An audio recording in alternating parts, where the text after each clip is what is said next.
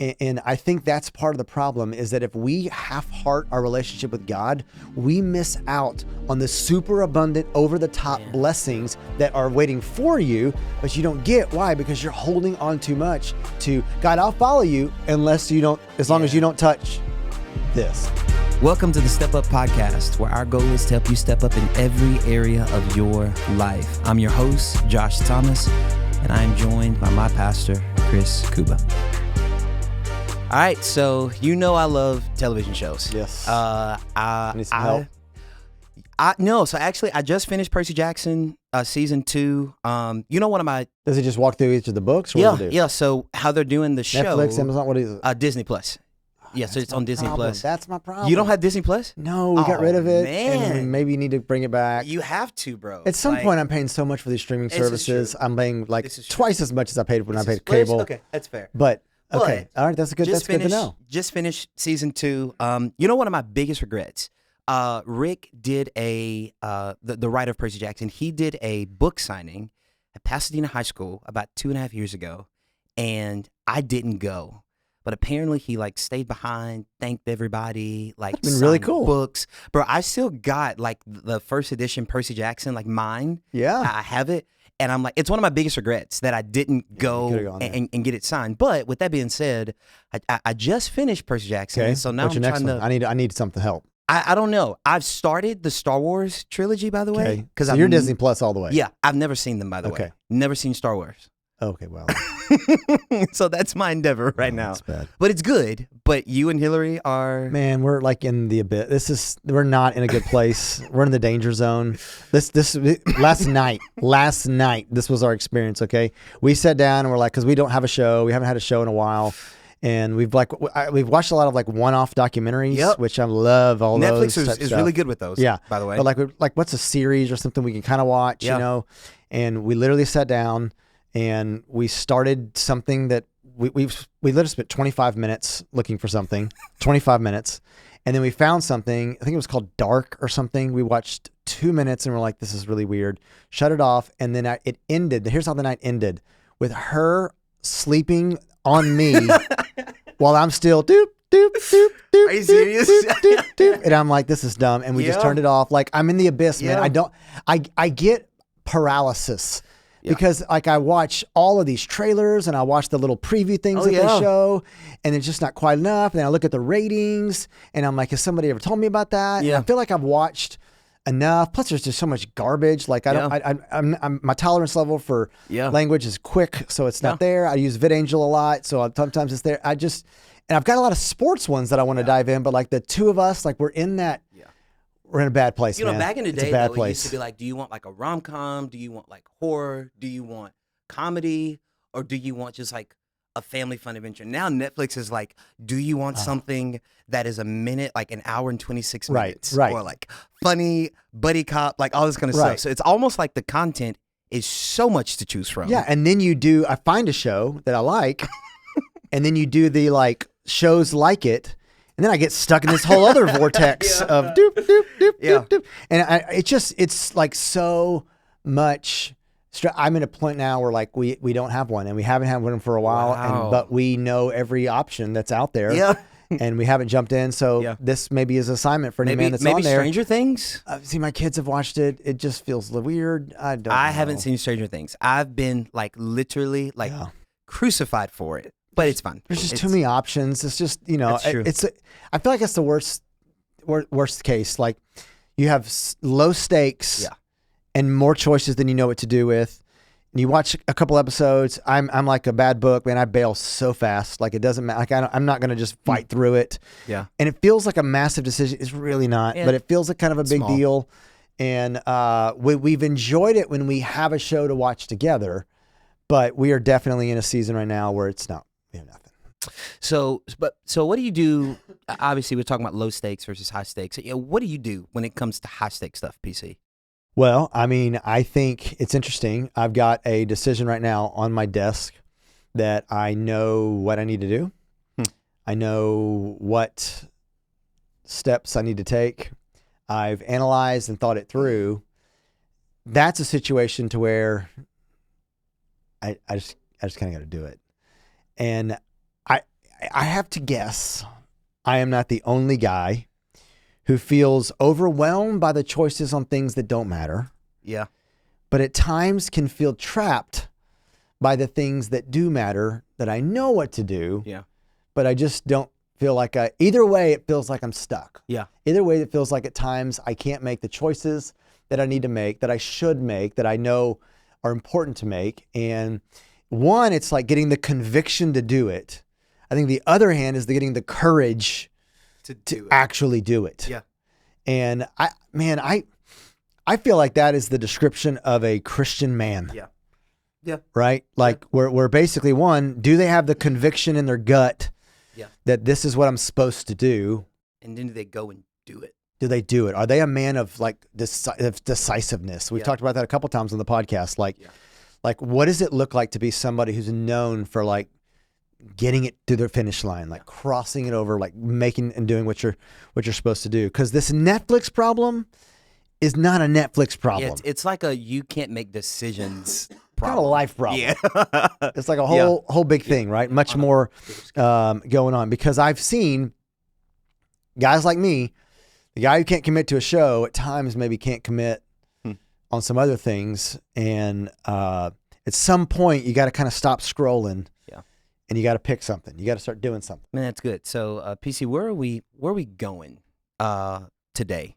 We've been talking about Joshua a lot, and I want to kind of fast forward a little bit to the end of his life. And Joshua chapter 24, I have this verse up on my wall. Yeah. We not this house, had it in our previous house. We've had it in I've seen it in a lot of different like offices and things like that. It's kind of like that marker moment stand where it's like, hey, I don't care what everybody else is going to do. Mm-hmm. This is what we're going to do. Yeah. Like Joshua chapter 24, verses 14 and 50, choose you this day whom you're going to serve, the gods of your fathers served or the gods of the people that are around you. And he drops this line, as for me and my house, we are going to serve the Lord. And I think that's what I kind of want to challenge the men listening to this podcast today is, what does it look like for you to be a man of decisiveness on the right things? Yeah. You know, growing up, I went to a smaller Baptist church in Macomb, and weird benediction, I would say, but across the back of the baptistry, for some reason, it was this verse: as for me and my house, we will serve the Lord. It's on the baptistry. It was on it was literally like above like the baptistry, you know, like you step down into the glass and all that kind of stuff. It was above it, like above the choir loft, and it said, as for me and my house, we will serve the Lord. And so this is one of the first verses that I just kind of memorized or commemorated to script or to memory, because it was the benediction for every Sunday. Like we would say that scripture every Sunday. Like to end the service. To end the service, which is kind of weird because it's not really like a benediction verse, but it was like, as for me, and we said it at the end of every service, as for me and my house, we will serve the Lord. And so interesting. Yeah, and so I just thought it was pretty interesting, but it is that line in the sand, right? It's that definitive stance of like, no, like for me and my house, this is what we're going to do. And so PC, what would you say the choice is in that? Well, one, as a dad, as a husband, as a man, you are going to have to be somebody who chooses that to be true. It can't just be a line that's in a verse. Yeah. It can't be a line like think about Joshua. We've been talking about him a lot in the episodes recently. Some of the crazy stuff that he got asked to do, the whole walls of Jericho thing. It's like this kind of walk around the van. I mean, just kind of remember he did that and he got a chance to see so that this moment would happen. Yeah. You think about Joshua chapter 4. We talked about that a little bit, and the stones of remembrance. And he's kind of like how God like split the sea and held it upstream. And like there's all these different instances in his life. Men, I guess the question would be, have you thought through to where you can look back and see these things have been true, God's been faithful, so that you would be at that moment and you would be able to say and plant your flag and say, hey, you have to have some version where at some moment in your life, you're going to have to determine, this is what we're going to be about here. Like, this is what we're going to do. I met with a guy in my office yesterday, and it's crazy. A giving series is what it was for him. He'd been around the church. He'd been near the church. He'd been close to the church. He's attended church. He's friendly towards the church. All of those types of things. But he would define himself as fringe. He didn't grow up in a sense where he had parents who taught him stuff. And he said he got a giving series and he heard some stuff about, we talked about this earlier this year, the 90 versus 90 is greater than 100, this crazy math that God uses. And he did it. That was his flag moment. Wow. And he talked about how that like changed the trajectory of one, his business. It started going in a different direction, up to the right. He started talking about how some things going on with his kid, with some anxiety and some struggles that all of a sudden just began to sort of get relieved. His wife began to talk about their marriage and how their communication is different. He's stepping up and doing some things in a small group. Wow. Like, it's one of those things where like, but everybody's kind of have that moment. Here's why. We've talked about this on the podcast a couple of times. We talked about it last season. We've talked about it this season. I think it's just a reminder, like these moments keep coming up in your life and you're going to have to be reminded, as for me and my house, like, I don't care. This is what we're going to do. Like, this is the kind of decision that we're going to do. And he says, we're going to serve God in sincerity and faithfulness is the phrase that he uses there in Joshua chapter 24. He's not asking for like half-hearted commitment. Man, I cannot tell you how many guys try to get away with halfway. Yeah. You know what I mean? Like they're just kind of in, kind of not, not sure. And for whatever reason, spiritual things, that's like seemingly more normal, seemingly more accepted. Most of us instead have like I'm all in, but you got some fine print. Fine print. Yes. Okay. So like, God, I'm all in as long as you don't touch this certain thing. Like, I'm all in as long as you don't mess with my career. Like, I'm all in as long as my kids get to stay on this team with this trajectory and with this future. It sounds like I surrender, but with conditions. Totally. And here's what you need to know and be reminded of, man. Whatever's on the other side of God, I'll do it as long as you don't touch this. That's what you actually serve. Whew. Like, that's what's actually most important to you. That's good. So you've got to be willing to get to this place where you're truly like, and by the way, it's not always bad stuff. Yeah.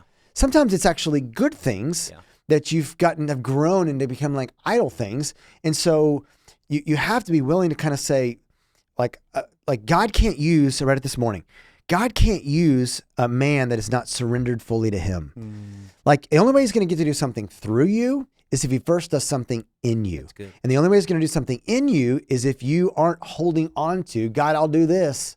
Except that, no. As for me and my house, with sincerity and faithfulness, meaning this with fullness, devotion, with commitment, this is what we're going to be all about. PC, do you have a moment for you that, or like this is just kind of played out live time for you and your family? Man, I've referenced it a lot. I probably referenced it too much, honestly. It's just this moment though, but it's so vivid to us. We're in North Dallas. Things were good. Life's great. Moving here. And things are really, really good. And what the Lord hit me on was when opportunities had come up, we just really didn't feel like we were in a place to move. And this one was one of those as well at first. But then I was preaching through Hebrews chapter 12 at the time. And Hebrews chapter 12, 1 and 2 says, therefore, since we are surrounded by so great a cloud of witnesses, let us also lay aside every weight and sin which clings so closely and run with endurance the race that is set before us, looking to Jesus, the founder and perfecter of our faith, who for the joy that was set before him endured the cross, despising its shame, and is seated at the right hand of the throne of God. First part of that verse, verse 1, says, let us hide every weight and sin. Sin is obvious. I remember preaching this. Sin is obvious. If you're sinning, if you're doing something contrary to what the Lord wants, that's sin. It's going to keep you from running your race. And then I was like, Lord, what's weights? I remember pressing with the Lord, Holy Spirit, teach me what weights are. And he hit me. He's like, well, weights are all those things that you love up here. Man. Weights are all your stuff. Weights are your home. Weights of the house. Weights of your neighborhood. Weights of the teams that your kids are on. All of those things were blessed. I would have called them blessings. The Lord said they are blessings, and they become weights to you. They become idols to you. They become things. And so for us, it became a situation to where the idea of leaving and coming down here had nothing to do with here. It had everything to do with would we be willing to walk away from this stuff? And when Hillary and I sat down and said, let's make a pro and con list. Our pro and con list was all based upon stuff that we were like embarrassed to say out loud. And we thought we never want our kids to make a decision in their lives like we're making this one. We have got to rethink this, and we have to get to a place where we are willing to say, God, we are all in, like fully and completely all. Our hands are open to you.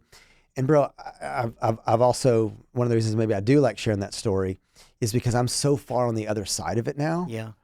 Bro, I can't believe I was trying to hold on to that stuff. Yeah. There's no, it was great, but it is nothing compared to the blessings relationally, compared to the blessings that God's done in my life, compared to the blessings God's done in this church, blessing God's done in my kids, between just some of those other things that they wouldn't trade it, I wouldn't trade it.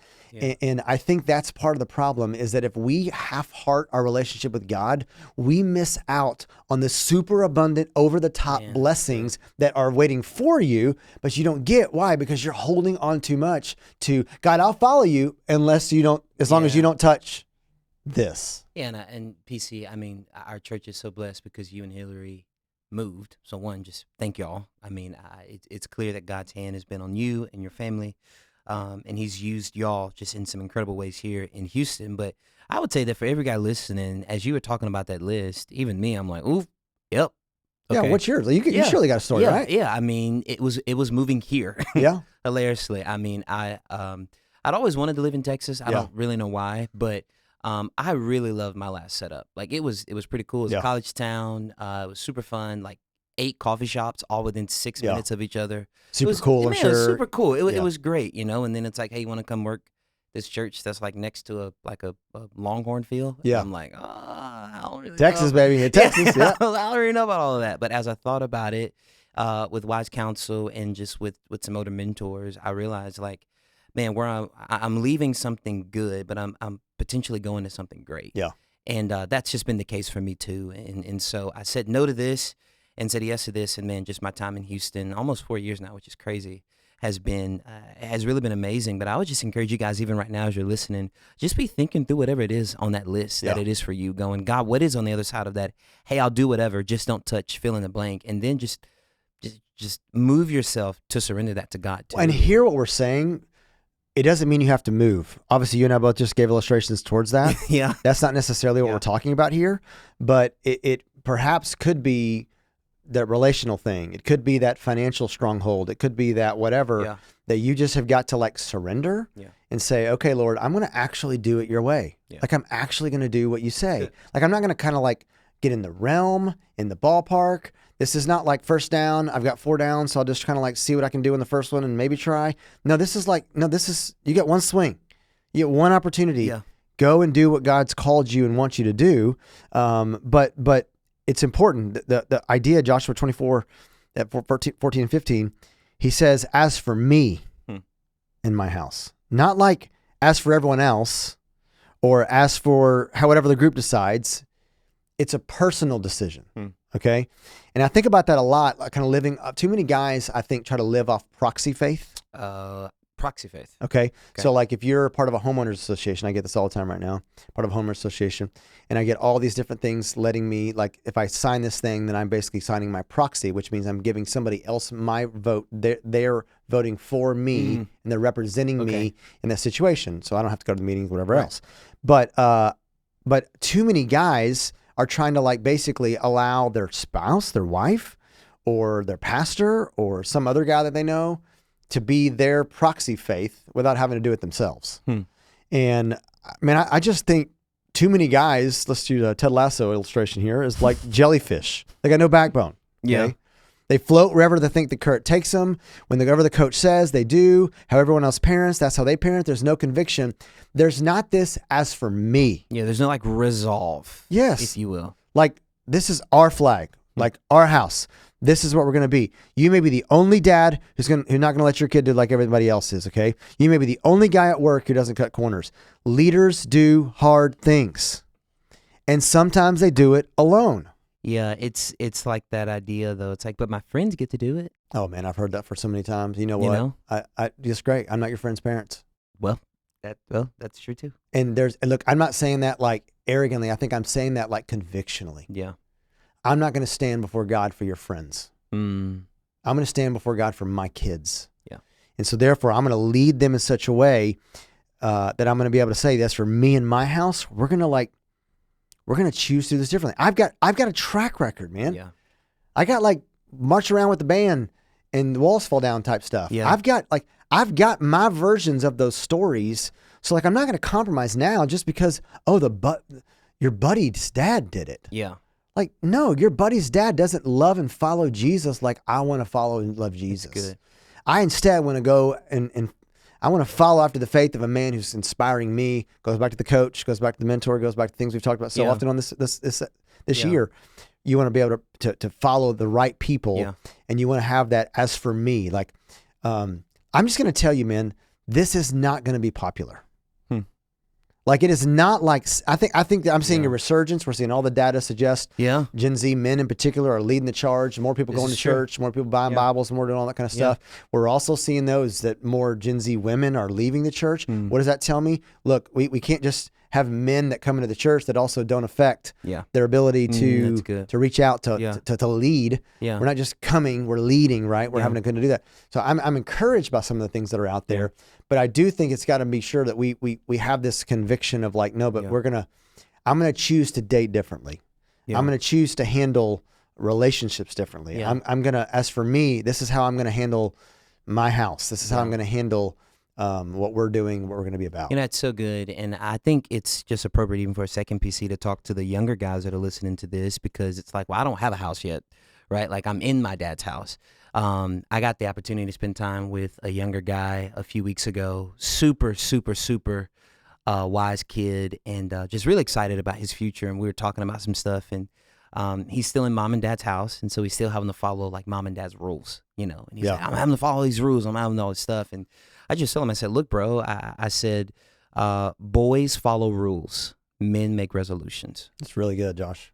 I said, think about it. I said, boys follow rules. I said, men make resolutions. And so if you're a younger guy listening to this, like, you can 100% run the rules route and be like, I'm just going to submit and just do it. Like, but like the initiative piece is like, as for me, not even like, as for me in my dad's house in my room, right? Just a few commas afterwards. Here's what's going to happen. I'm going to put my phone down after this time. I'm not going to watch some stupid show. I'm not going to have this girl in my room. I'm not going to, like, you can make those resolutions today that are more so out of a place of conviction than it is out of a place of trying to just appease mom and dad. Bro, that's so good, which makes me think my challenge to every man listening is what's your as for me moment? Yeah. Because what you just described is a principle that is applicable no matter what stage of life or situation of life that you're in. 100%. So you may not be staying at mom's house still. You instead may be a retiree who's got grandkids. Yeah. But how are you going to finish this thing? Yeah. That's good. Because you and I have seen, we've had the opportunity a couple times recently to see guys who have failed epically as granddads. Yeah. We've also had the opportunity together to lead funerals for men who are rocks, man. Yeah. And you had a whole audience of people that were sitting there testifying, man, this guy's leadership in our church. Could have spent all day. This guy's leadership in our lives. This guy's leadership in our family. Bro, I want that funeral service. Yeah. Yeah. Where you ain't making stuff up. Yeah. But instead, you're testifying. But here's the thing, granddad, guy at the house that's sitting there, or whatever in between, what's your as for me in my house moment? That's good. Where you're going to make that resolution. This is what we're going to be about. This is what we're going to do. This is how we're going to handle this. And I just believe that whenever you do that, what you're going to begin to see is that God's going to be faithful to meet you when you make those types of commitments. Yeah. Here's another thing you got to be careful about too. Don't negotiate. Okay. Like, don't add conditions. Don't wait to see what everybody else is doing. Make the call, plant the flag. We've got the whole point of this podcast, the whole reason that we're doing it, the entire purpose is to get more men to just be willing to doing it. Line in the sand. Like, line in the sand moment. Like, we're going to do this. We're going to be different. And look, you won't know what's on the other side of that line until you draw it. Yeah. And that's faith. Here's what I'm telling you. God is faithful, and whatever he's calling you to, he's going to be the one that's going to get you there. He's going to help you do it. Man, you know, you say that a lot, PC, that leaders do hard things and sometimes they do it alone. But the truth is, like, you're really not. No. Like, really. God is right there with you. And I would even say one of the challenges I have for you guys listening is find a man that you just look at and go, man, I feel like that guy's got his line in the sand. Yeah. I feel like that guy's got a resolve about him. And just pick his brain and just ask him, like, hey, what have you done? Like, what led you to that plant my flag in the sand moment? Yeah. What led you to that draw your line in the sand moment? I can think of a handful of guys that just come to mind for me immediately that I look up to, you being one of them, just a few other guys in the life of our church, and then just kind of across the Southeast that I've had the opportunity of walking with that they just kind of helped me with my resolve list of like, Yeah. I'm not going to do this. And I am going to do this, and I'm going to commit to doing this. And I would even say, men, that if you're feeling that, like, well, my wife may push back on it, my kids may push back on it. What I have seen just from the folks that have done it well is that they're actually really appreciative of it. Totally. Like, they actually enjoy it. They may not show it in the moment. Yes. But they long for it. Yeah. They love it. Yeah. I would also tell you this: those men that you're talking about, I know who they are, and you know they are. Yeah. I can guarantee you, if you ask them about their line in the sand moment, it's also going to be a series of, yeah, this is what happened when I didn't. Yep.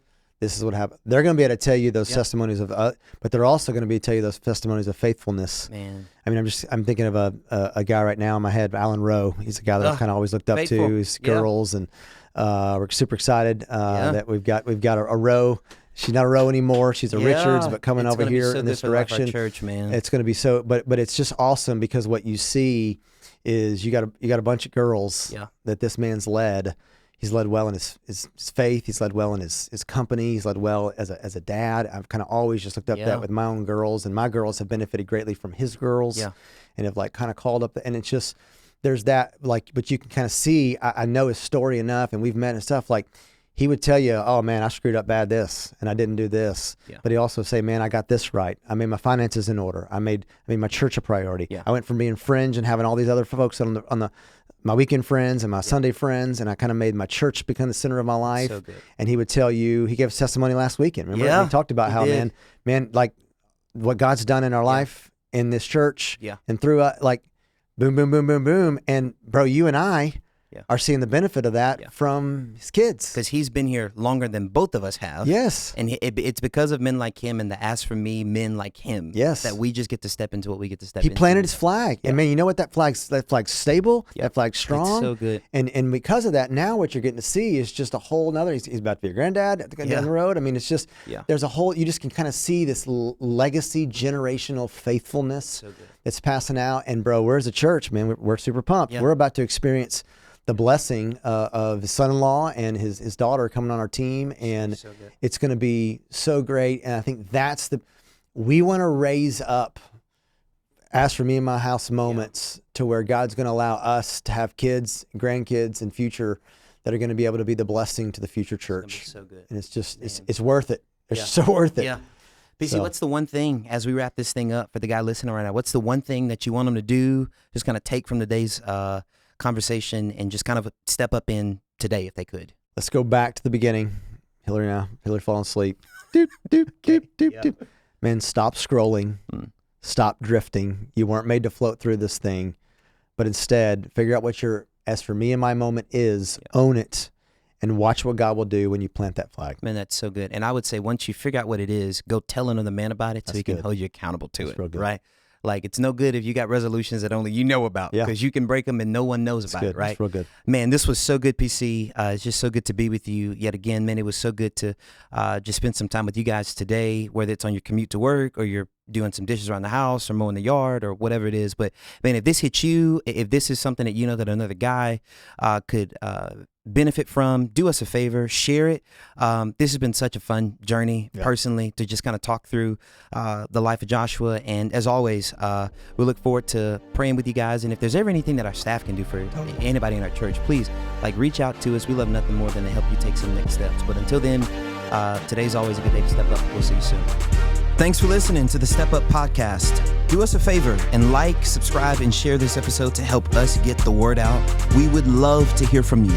So please leave us a comment and even leave us a review wherever you listen to your podcast. For additional information or to reach out directly, please visit chriskuba.com. That's chriskuba.com. You can also follow Pastor Chris on social media and just search Chris Kuba. Kuba is Kouba. You can also follow United City Church on all socials at United City Church. That's going to be UNTD City Church. Thanks so much.